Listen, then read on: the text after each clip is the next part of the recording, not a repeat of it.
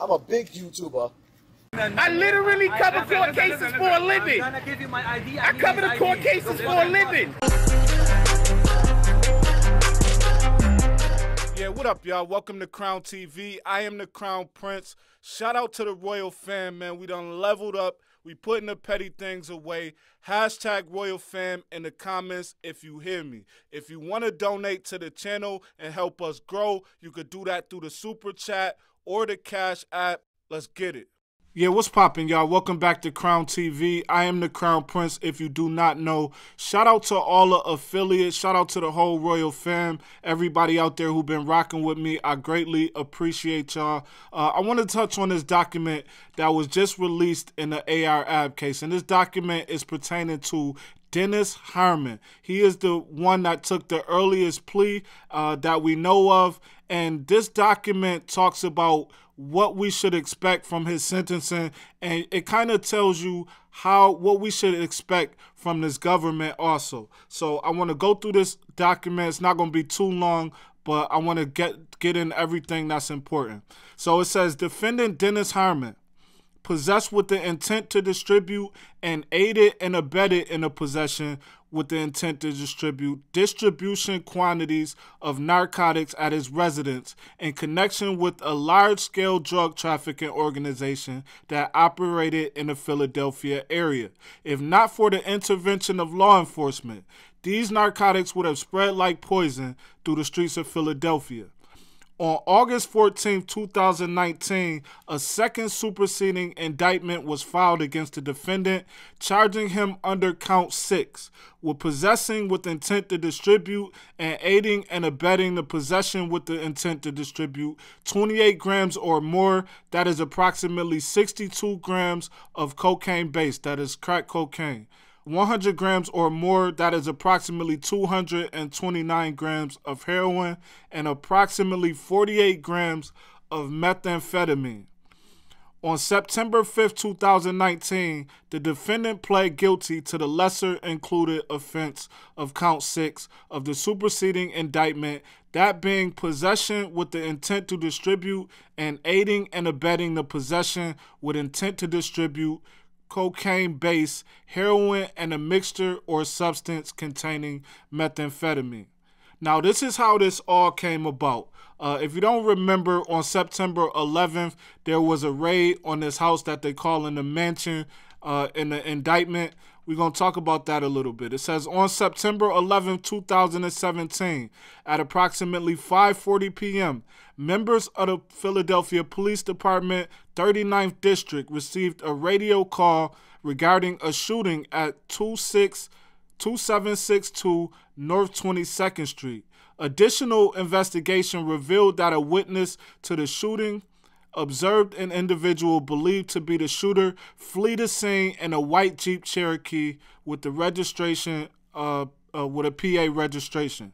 A Bureau of Motor Vehicle check revealed that the car was registered to co-defendant Abdul West, that is AR Ab, and is to this address at the mansion. I'm not gonna say the street because Philly people be in the comments on my head, but it's hard to pronounce. Anyway, at approximately 6:46, officers responded to the vicinity and observed a white Jeep Cherokee parked on the 3200 block of this street. Officers also located a set of keys belonging to the white Jeep buried alongside the curb on this 3200 block. Law enforcement observed a large group of males standing outside who immediately dispersed as officers began to look for weapons and other evidence in the vicinity of the residence. Detectives transported the witness from the shooting scene to the 3200 block, where the witness positively identified the white Jeep as the same vehicle that the witness had seen flee the scene of the shooting. At approximately 6:55 p.m., the defendant, Dennis Harmon, was seen leaving the residence and was questioned by responding officers. Among other things, Harmon stated that he lived at the residence alone and that no one else lived there. Harmon further stated that he was a squatter and that he had been staying at the residence for approximately 3 months. Harmon was questioned as to who owned the Jeep Cherokee parked outside the residence, and Harmon stated that he did not know. When officers informed him that the vehicle was registered to his address, Harmon restated that he was the only one that lived at the residence. A search warrant was executed on September 11, 2017. This is the same day, approximately 11:50 p.m. by members of the Philadelphia Police Department. During the execution of the search warrant, numerous items related to drug trafficking were seized, including but not limited to heat sealers, a money counter, numerous vials, jars, Ziploc packets, and baggies used for packaging narcotics. Additionally, approximately 62 grams of cocaine base, 229 grams of heroin, 2 pounds of marijuana, 48 grams of methamphetamine, a loaded 9mm handgun, and approximately $8,000 in U.S. currency were recovered from the residence. All right, now everything included, Dennis Harmon was facing a maximum of 20 years. So now we're going to get into the guidelines and what he actually should expect. And you kind of see how the government is moving in this case. It says the relevant conduct in this case involved the 62 grams, the 48 grams, and the 229 grams. These combined drug quantities are equal to 546 kilograms of converted drug weight, according to the drug equivalency table. The base offense level for at least 400 kilograms but less than 700 kilograms of converted drug weight is 26.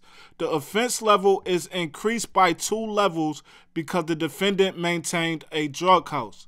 This is an enhancement based on his statements that he made pre and post arrest. We talked about this in another video. It says because the defendant was a minimal participant in the offense, the level is decreased by 4 levels. Based on his timely acceptance of responsibility, aka taking the early plea deal, the guideline range is reduced by another 3 levels.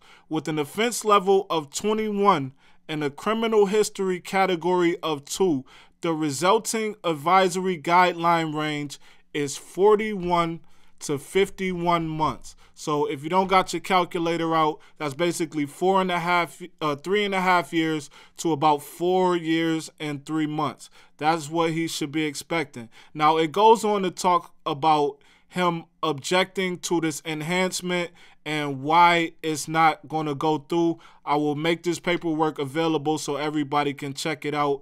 Dennis Harmon expecting 3.5 years to 4 years and 3 months. Y'all let me know what y'all think about this. Join the Crown TV community on the Band app and get instant access to the Crown TV calendar, daily news updates, all documents and court paperwork as it is released. This means you will get it here first.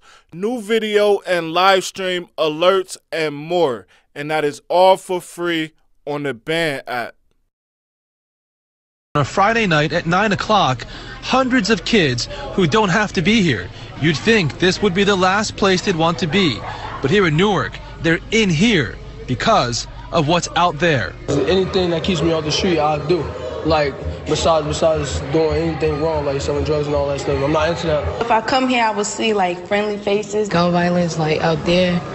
They fighting, getting shot.